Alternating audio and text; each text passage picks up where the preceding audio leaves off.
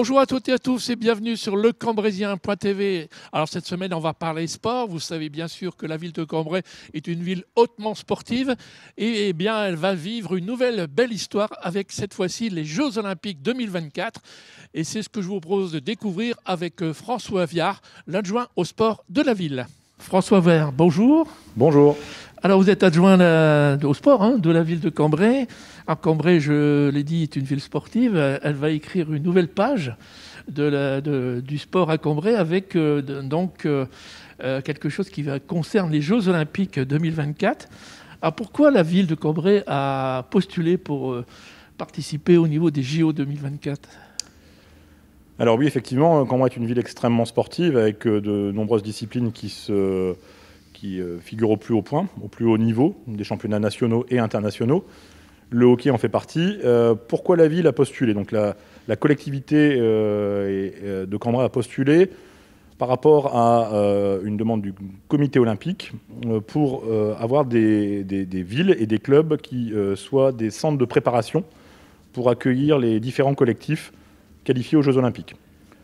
Pour pouvoir postuler, il fallait absolument des équipements avec une certaine technicité, que le sport figure au plus haut niveau national et une volonté de la ville d'accueillir des équipes étrangères et enfin que toutes les infrastructures soient à la hauteur, c'est-à-dire l'environnement, l'urbanisme, l'hôtellerie, mais également toutes les installations sportives, c'est-à-dire pistes d'athlétisme, centres nautiques. Et effectivement, la ville de Cambrai bénéficie de toutes ces installations. Et donc, un dossier a été fait. Ça se passe en plusieurs étapes. Je pense que Frédéric Eschmuller vous expliquera ça mieux que moi, puisqu'il était à l'initiative avec le service des sports de ce dossier.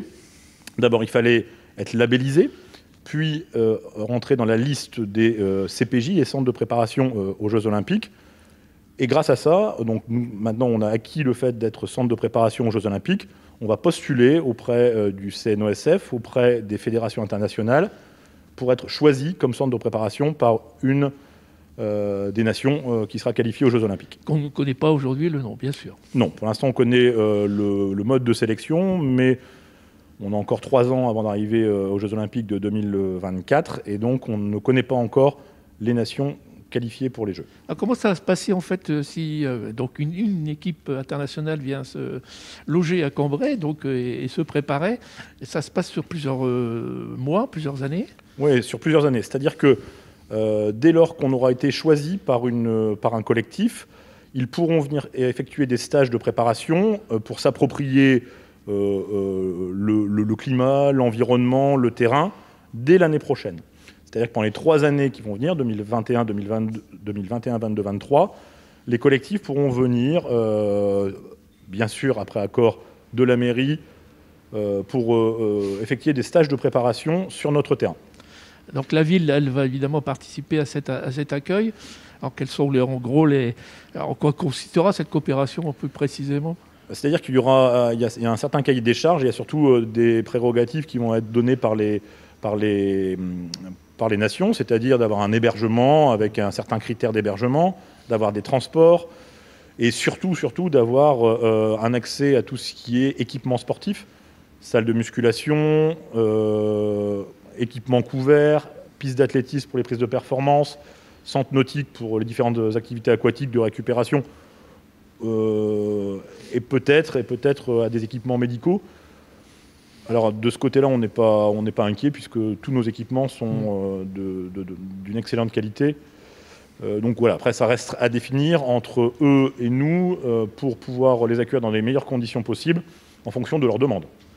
Alors je suppose quand même que la qualité du club de Cambrai, son expérience d'avoir reçu ici nombre de compétitions internationales a été un facteur décisif. Bien sûr. Vraiment un des points prépondérants, il faut absolument que le club figure au plus haut niveau et ait une histoire et ait prouvé qu'il était capable d'accueillir des événements nationaux et internationaux.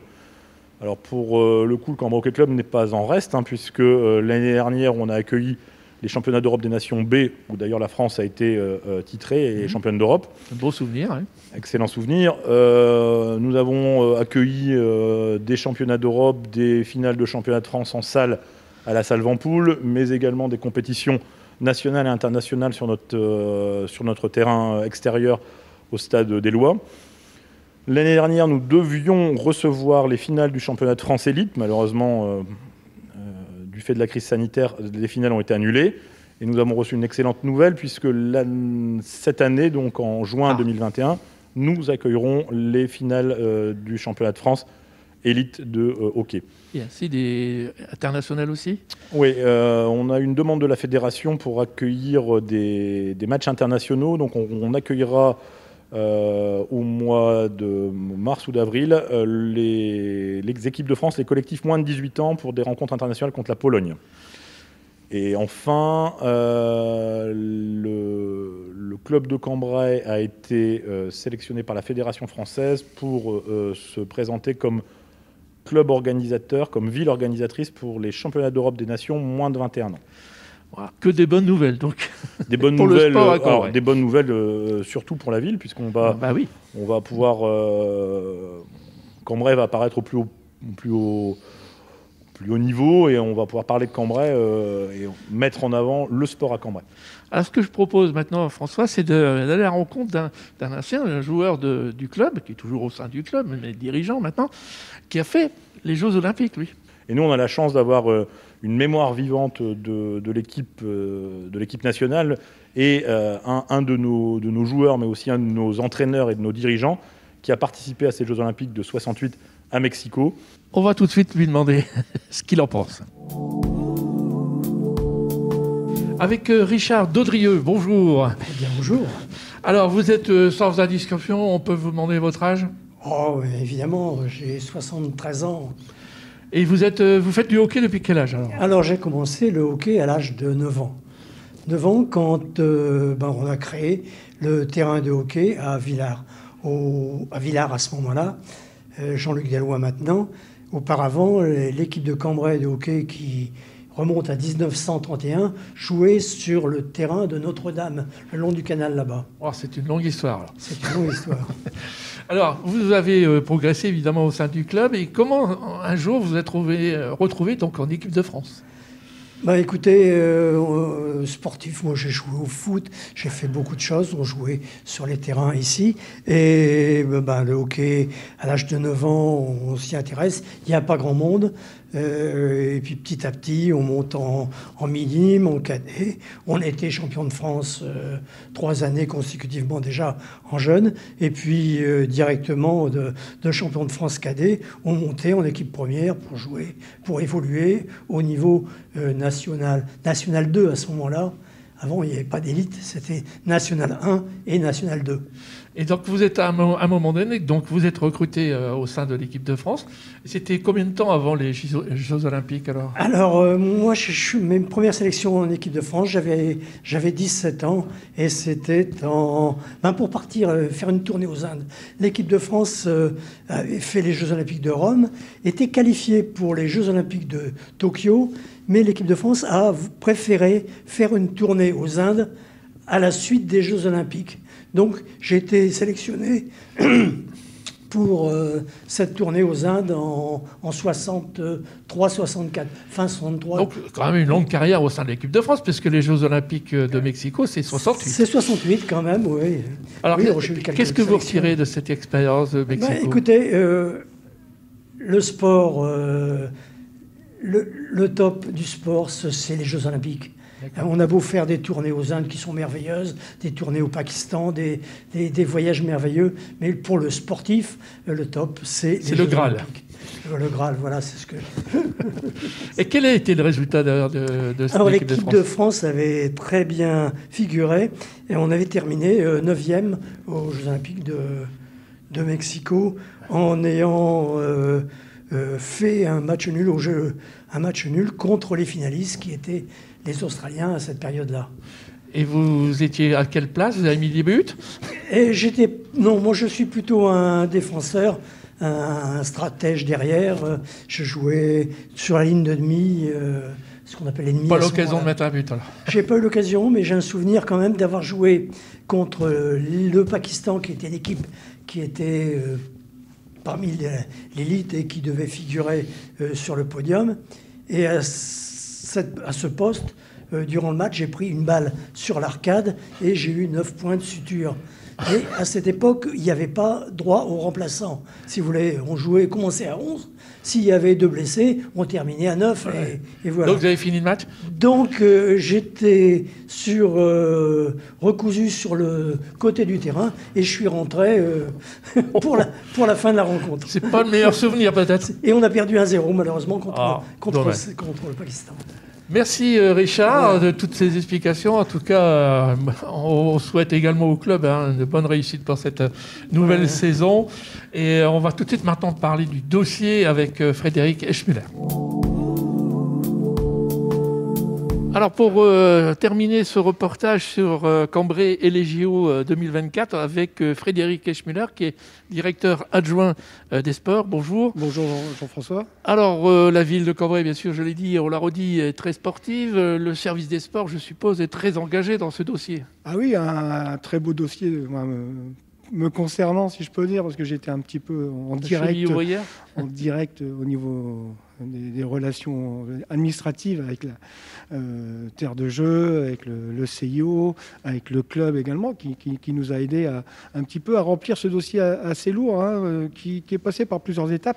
Ça a démarré quand exactement? Ça a démarré en 2019. Et la première question, c'était de poser la question à monsieur le maire, s'il voulait bien partir dans cette belle aventure. Bien sûr, monsieur le maire est très enthousiaste quand il y a des beaux projets à mettre en place. Donc il nous a répondu, on y va. Et on y est allé en 2019. On a rempli un cahier des charges. On a été labellisé terre de jeu. Alors quelle date? C'était la première étape. Donc on a, avec les difficultés sanitaires, il y a eu des petits retards de suivi de dossiers par le CIO. Donc en octobre 2020, officiellement, on était labellisé terre de jeu, qui pouvait un petit peu nous permettre de continuer l'aventure et de rentrer un petit peu dans un autre cahier des charges. Oui, là, maintenant, on rentre plus dans le détail. Alors là, oui, là, une fois qu'on est labellisé, on peut prétendre être centre de préparation au jeu. C'est, entre guillemets, ce qu'on recherchait dès le départ, parce qu'on voulait accueillir des équipes nationales. On voulait qu'au Stade des Lois, il y ait des internationaux qui viennent se préparer pour cette belle aventure qui est Paris 2024. Alors aujourd'hui, le calendrier, c'est quoi?